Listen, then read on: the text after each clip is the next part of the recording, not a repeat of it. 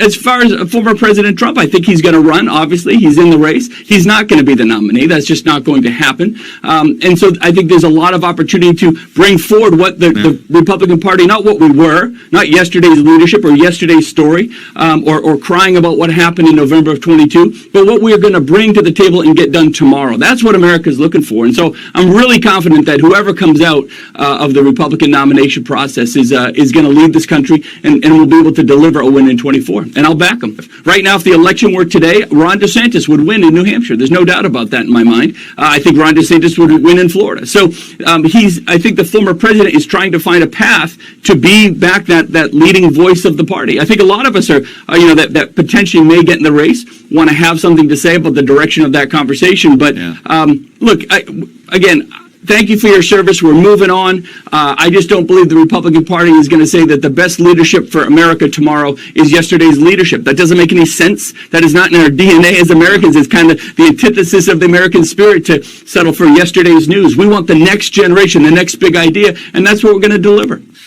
Most of the money isn't behind Trump, right? The big money donors and all that, they wanted to see a future without Trump, and they saw it. And I think that's exciting to them, a huge possibility. And remember, if it gets down to one-on-one, Trump loses.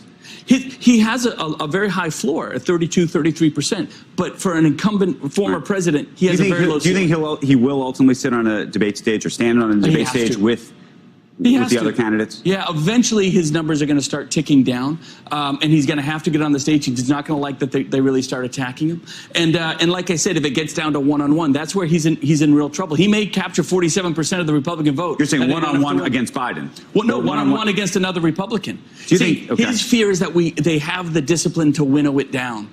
Right now, former President Donald Trump is running away with the race for the Republican presidential nomination, and that's by a wide margin. So can anything derail his chances? New Hampshire Governor Shmucknunu is one of a number of Republicans calling on their party to rally behind an alternative to Trump. And the governor joins us now. Governor, thanks very much for joining us. We really appreciate it. You wrote before the Wednesday debate that candidates shouldn't be afraid to attack Donald Trump up on that debate stage. They didn't do it. Why do you think that is?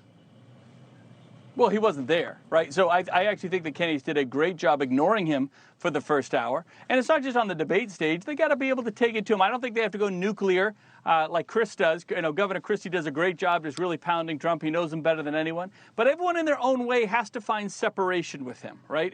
And some of them are doing it, some of them aren't. I think Nikki Haley did it pretty well.